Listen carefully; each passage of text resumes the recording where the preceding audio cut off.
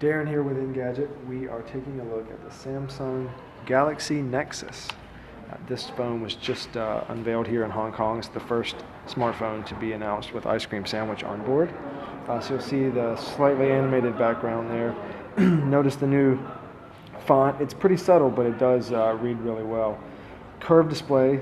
We've seen these on a few phones before. Looks extremely crisp. Obviously, it's extremely snappy, going from pane to pane here. We're going to take a look. This is the apps menu here. Let's see, we got some widgets over here on the side. Oh, there we go. So let's see here. Let's try to drag this bookmark section onto the screen. So you put it here.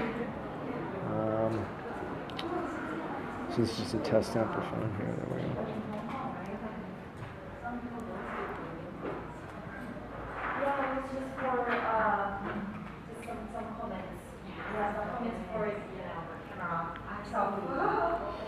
Okay, contacts would be good too. Yeah, let's see, no messaging loaded up here.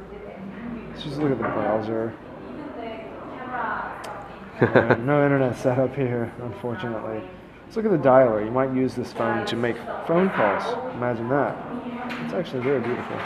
No call logs. Let's see here.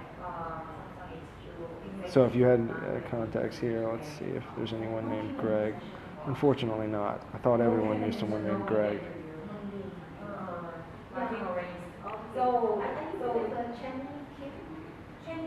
Okay, so there's another look at some. So let's see if we can pull this out. Yeah, so they demoed this today where you can take a look at all that you've got running in the background here, and if you want to take one of these out, you just long tap on it. Well, okay, so you can remove it from the list, or you could just swipe it away. It goes away. So here's a look at the camera. So here's the new panorama mode that they showed off here. That's pretty easy to get to. It's just up here with the camera icon and the video mode. You see these three LEDs, these status indicators here? So instead of having hard buttons, so that fades away, and then you can see there's three faint LEDs that you would tap and it would same as honeycomb. Take you back out. Yeah, exactly. So you're seeing a little bit of the merging here that they were talking about. One Android for all, I guess. So yeah, here's a look at the folders. Nothing too outrageous. It's a folder. You can put apps in it. Keeps you from having a complete overload of apps on every screen. There's the status notification widget. Let's see what else. Let's dive into the settings a bit.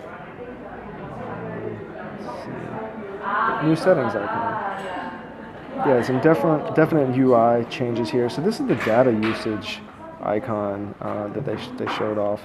So you can set a mobile data limit. This is presumably for people on data tiers.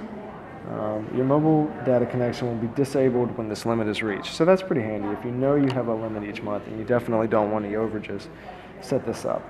So you can set these warnings, you can set the limits. It's extremely intuitive. You just pull this down. It tells you how many bytes you've used between what dates. No apps used during this period. It's a minty fresh phone.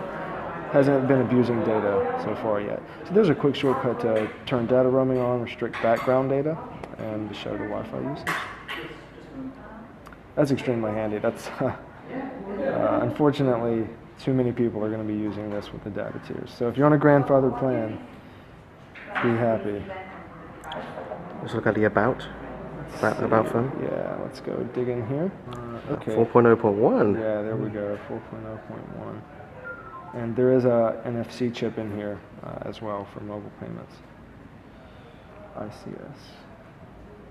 Very nice. Developer options. So you can turn on USB debugging. All the good stuff to get. In fact, let's try.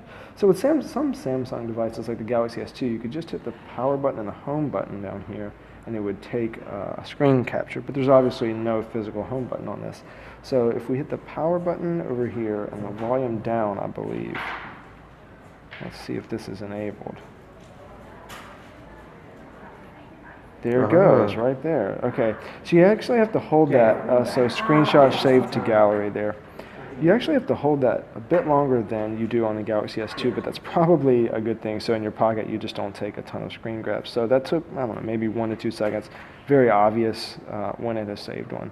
So that's convenient. It's convenient for people like us, but if you want to take a picture of something and email someone just a screenshot, that's a very convenient way to do it.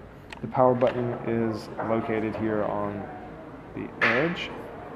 Nothing on the top, actually, because it's tapered down there, so I guess they couldn't fit much on the top.